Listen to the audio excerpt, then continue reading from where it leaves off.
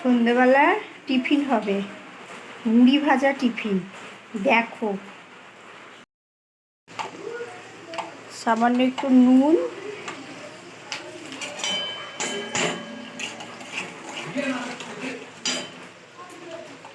একটা শুকনো লঙ্কা দিলাম,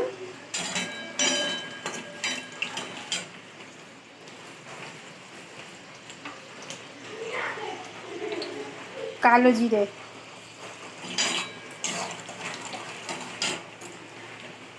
এবার মুড়িটাকে ঢেলে দেবো।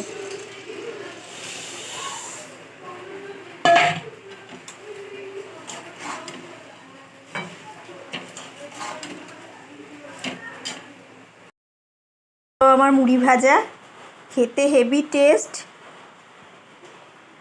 এটা যদি সর্ষের তেল দিয়ে ভাজা হতো আরও ভালো লাগতো। আমি সাদা তেল দিয়ে ভেজেছি, কারণ বাদামটা ভেজে নিলাম তো, তার জন্যই আর কি। ঠিক আছে।